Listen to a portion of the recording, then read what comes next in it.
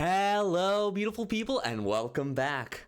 I'm Supreme Verdicts, a practicing attorney by day and a magic strategist by night. After a long day of working on the rule of law, I come home to master the laws of magic. We are back. MagicCon in Atlanta was a blast. It was so good seeing so many people who are so passionate about this game and with a ton of actually really fun activities that went along with it.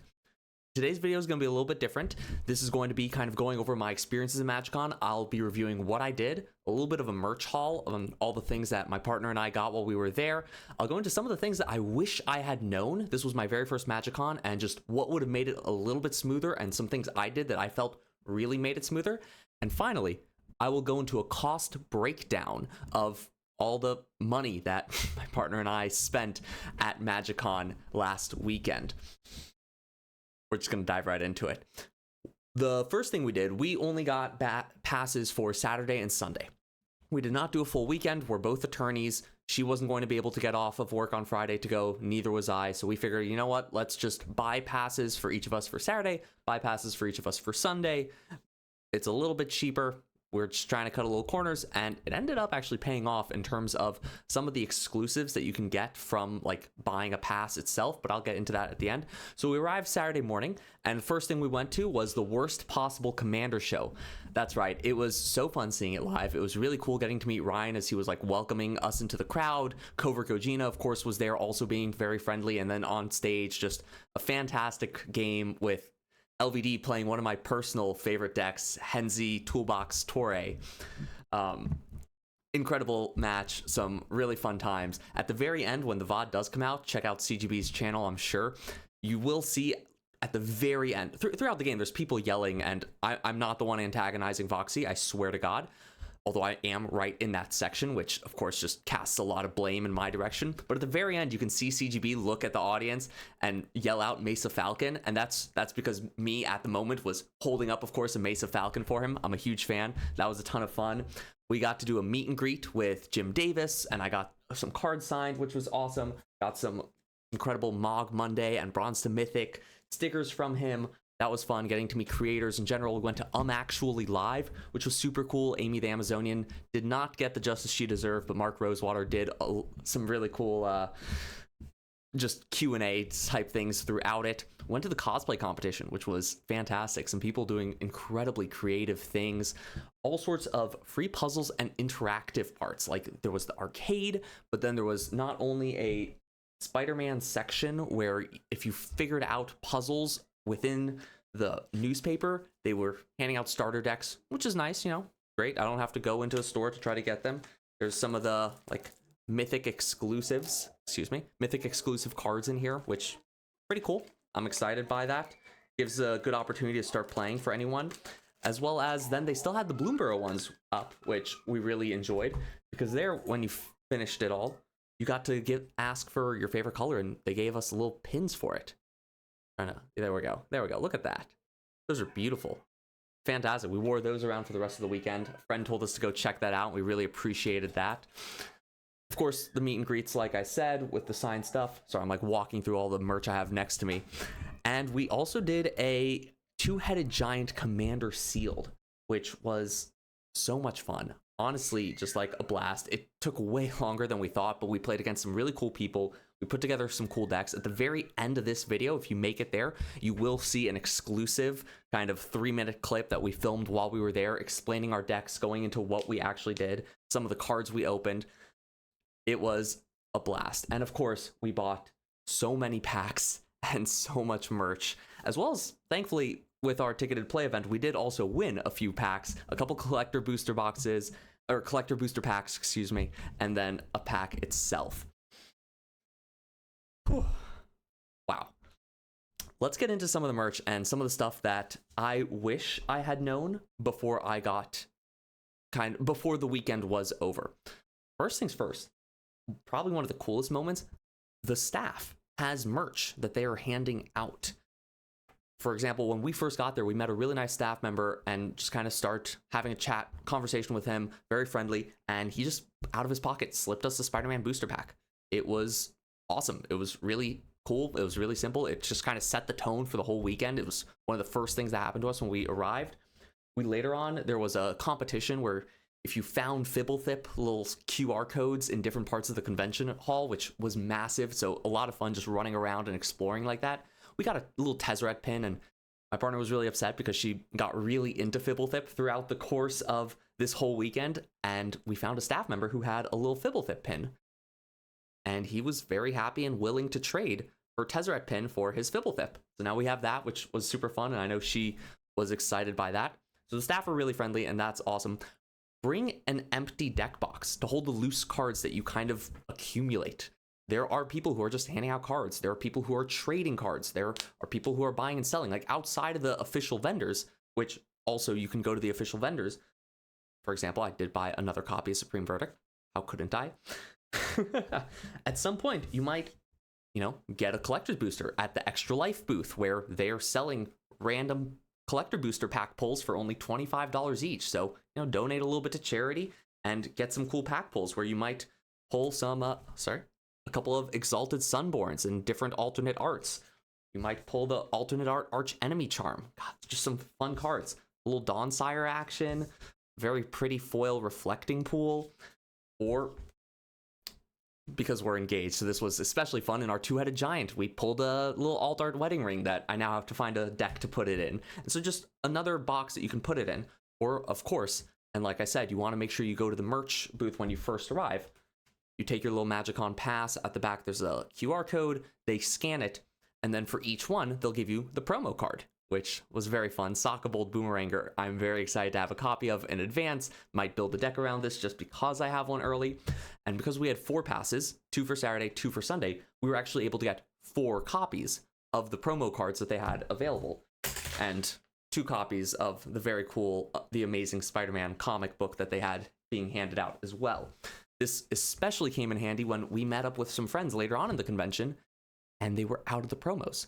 They had either run out, they'd closed down the booth for the day late on Sunday, and so I just kind of reached into my bag and I'm like, hey, I have like 3 extra copies of Sokka Bold Boomeranger.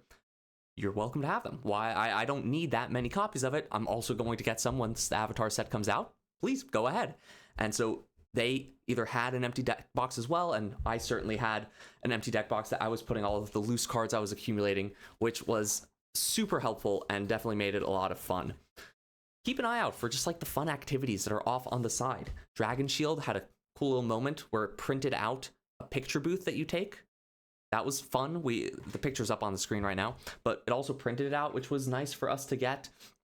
Of course, there is the various merch and stuff. I'm sorry, I meant to mention, when you were picking up your merch that came with your badge, highly recommend going in like the very early afternoon. There was no line. Everyone had already come to convention. They already stood in line before they walked inside. So it's a little easier to just get ahead of the line. You want the official merch, and there's some cool stuff. The line for the official merch is really, really long. You'll see on the camera right now. When we got there in the morning, like ahead of con opening on Sunday, it was massive. After all, a lot of the collectibles and like the daily exclusives, they have a limit for the day. And so once they're out, they're out. So there's people who have been standing in line for hours. But if you go in like the mid-afternoon, you can still get some of the non-exclusive stuff, such as this Fibblethip hat or the shirt I'm about to show you. And it's a lot easier. You can buy what you want. You can get some cool stuff. They had a lot of Atlanta-specific stuff, which I really appreciated. I thought that was really cool. And just general con things. You see my shirt. This was especially fun. We come to this place for magic. It's a little Liliana, but in the Nicole Kidman striped suit, and it's the exact phrase from those old movie theater commercials. I had a friend who really, really appreciated that, and we thought it was adorable, so of course, my partner made sure she bought one of those. I recommend you bring snacks, maybe even drinks. I don't condone just kind of lugging around alcohol necessarily in public, although we did take public transit to help out with costs, and just because it was easier for us. There were plenty of opportunities where we were able to just kind of walk into a show that was going on, sit in the back, enjoy it for at least some amount of time, and just kind of open up a couple bags of trail mix, have a quick snack, quickly just buy a concession, eat it in the back, have a drink, hydrate. The con is fast moving. There's a lot going on, and you don't want to be like spending time on lunch necessarily. So it was nice being able to just sit in the back, open up a snack, not have to buy as much mediocre convention food. A lot of other merch There's tons of merch outside of the official merch, of course. That is fun. My partner made sure she got herself some cute little keychains. She got Panharmonicon. She got Loot, her favorite character. Fibblethip, her new favorite character. Of course, the keychains. She bought some counter dice, all sorts of crazy stuff. And what I truly think is probably the best purchase that she made, this absolutely stunning playmat. I want to make sure. There we go. Ooh, I don't want to block my mic during it, but beautiful playmat where, as you can see, I can't do this without blocking my mic. As I'll show you again in a second, it has a bunch of Georgia peaches on it. It shows Atlanta MagicCon in the corner. It's just a fun little like fantasy, cutesy background, but there's a sign that says Farmer's Market on it too. And this was especially meaningful because she got into Magic when I kind of taught her how to play. This is our first con. We both live in Atlanta. We met in Atlanta. And specifically at an Atlanta-based farmer's market was where we had one of our first dates and where I inevitably proposed to her. So it was very fun getting a playmat that kind of showcases our relationship a little bit with a little personality. And it was nice that that was already kind of pre-made by someone else. It was a very fun buy for us. Cool. Next tip, consider how much Magic you're actually planning on playing. We ended up not playing any Magic. We lugged around our commander decks all weekend long. I had a modern deck with me all weekend long, but we never really had the time to just kind of sit down and play a bunch of Magic. We were carrying those around for nothing outside of our ticketed play event, which was a blast. And I really enjoyed Commander. If you had a giant commander, I need to play more often. That was awesome.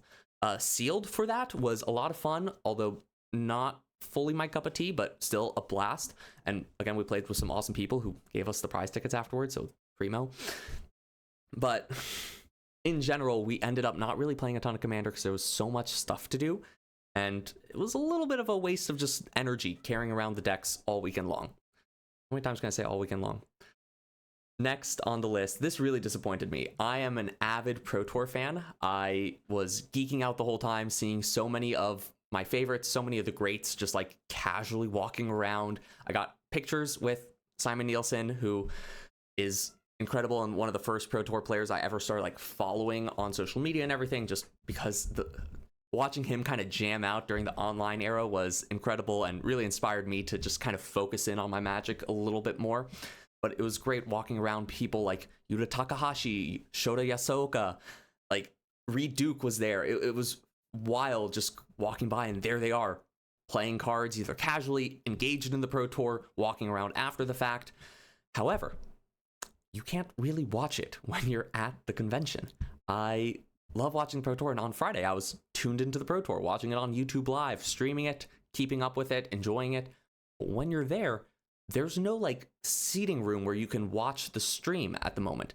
They have it for the players in the players lounge, but that's about it. On Sunday, I heard that there was a watch party, but it didn't really seem like anything was set up like in that area. At least it didn't seem prolific in any way. I was kind of disappointed. It makes me more excited that Avatar and the World Championship will not have a Pro Tour. So no matter what, I'm going to be honed in on actually watching the Pro Tour and enjoying it with my friends. That's kind of how it was. And if you love the Pro Tour, I recommend checking out. This area was awesome. It was super cool, like seeing the players. Goes into my next tip, where I wish I brought some cards that I could have gotten signed by Javier Dominguez, Yuta Takahashi, like in the player area. It is what it is. But if you want to watch it, you're probably gonna have to stream it on your own device. Gets me to my next tip. Highly recommend bring cards that you want to get signed, whether it's by players, by streamers, by artists. We didn't even take that into account. Thankfully, Jim Davis had like tokens that I could get signed. I got a Goblin token from him. But outside of that, you need to bring your own stuff, and artist signatures cost money, but a lot of the streamers very happily, very casually will sign cards for them. Mesa Falcon that I brought for CGB, although that one didn't quite work out timing wise. And then again, like I have 4 copies of Fairy Mastermind. I would love to get signed by Yuta. I just didn't bring them. I didn't think about it. And that was a big mistake. Also, if you wanted to trade or sell cards, the prices there are premium in terms of selling when you're at the convention. It's not like this 70% market rate cut. A lot of them will do higher than that, or will even go with market rate, which is fantastic for a couple of friends of mine who are selling just stacks of their cards. In general, it's a great environment. And I did also engage in some trades, some people walking around with just binders of theirs and offering cash. saying, hey, let's just, if you want to make a deal, let's do it here. It's a public place. We can kind of just figure something out. That was pretty great. My last tip, meet up with some friends. I had some awesome communications with some friends who we got tickets in advance. We knew the other was getting tickets. We made sure to meet up. On Sunday afterwards, we all went out to dinner, where it was super convenient when his girlfriend was able to pick us up from the convention hall, so we didn't have to think about transportation afterwards, especially with a game going on. Drove us back to our place, where we walked to a nice burger dinner and had an awesome time just having some beers and enjoying the rest of our weekend. But I also had some situations with friends where we didn't realize the other was going to MagicCon. Thankfully, when we're already there, we bump into each other, and it was a great time just being able to hang out and talk Magic the whole time. But in advance, had we done just a little bit more planning, we could have made it something really awesome happen and just like had a group of people going that would have been a lot of fun. Reach out to your friends. You never know who might be interested in Magic. Even friends, I had a friend there who has been playing Magic forever. He originally got me into Magic, 5 years ago now? And then I had two friends there who have just started playing Magic, and I didn't realize they had started getting into it, but really just a few months ago. And here they are already wanting to go to a convention just because it's in town. It really is for everyone, and I recommend that you reach out to people to kind of engage in that collaboration. On to the pricing before we get to that final video detailing the two-headed giant commander draft that went on. For the actual MagicCon, like I said, my partner and I only got tickets for Saturday and Sunday, which was a total of $182.71 after tax. It was shipped to us automatically, which is why we didn't know that at registration we could get all these fun promo cards and such. Thankfully, we figured that part out. But not bad pricing for a full weekend for two people at the convention. Keep in mind here, these prices are what my partner and I collectively purchased. So this may vary for you, and this was also our first convention. We kind of wanted to ball out a little bit, and we tried to enjoy our weekend without thinking too much budgetarily, but with still the same kind of frugal conceptions that I can never fully leave out of my life. For housing and travel, $0. Big goose egg. We live here. We live in Atlanta. We love Atlanta. We stayed at our we stayed at our condo, and we did not have to fly or drive into town in order to attend the convention. For transportation, we did pay $15. This was for our MARTA trips to and from convention on both days, although we did get a ride from a friend picking us up at the end of Sunday. After Sunday, we did go out with friends, and I'm going to count that here because it was still part of our weekend, and we went out for burgers and beer for a total of $95 spent.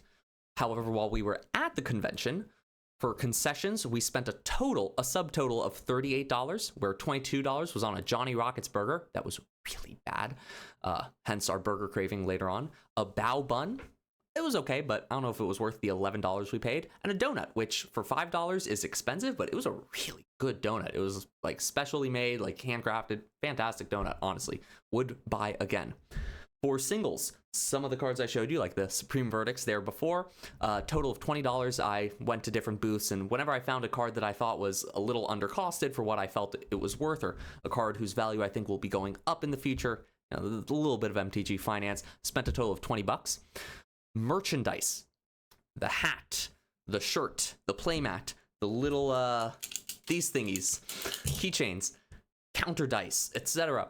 It was $40 for the hat, $40 for the t-shirt, $15 for counter dice, $30 for the keychains, $30 for the playmat, for a subtotal of $155 on merch. Our ticketed play, which was an entire box of Spiderman packs, Spiderman play boosters, was $220. Those, I think they MSRP at like $155 or $170, so you could just, get that. However, with the points that we got from the little tickets that they give you when you win or when you lose, and since we won our first game and our second game, we decided to split the prize with our opponents just because we were running out of time. And then our opponents graciously just gave us the tickets because they didn't want to stand in line or get anything. We ended up getting, for $220, one of those booster boxes, as well as 2 collector packs and 1 play booster pack. We also finally spent $100 on 4 collector boosters. This was at the Extra Life booth, which highly recommend. There was a cool like Play-Doh thing. There was all sorts of fun secret lair stuff in that area, which was fun to look at. The Artist Hall, which was super cool to look at. There's a lot to explore at MagicCon beyond just buying things. But here, for a $25 donation, you could reach into a bag and pull out a random collector booster, and it's yours. That was a lot of fun, as well as we got some great polls, and it was fun talking to the people at that booth. They're very clearly passionate about their work, and it felt good being able to give to a cause and get something nice in return. As well as $7 for a random pack, which was a crappy Ixalan draft booster. That $7, it hurts me, but it is what it is.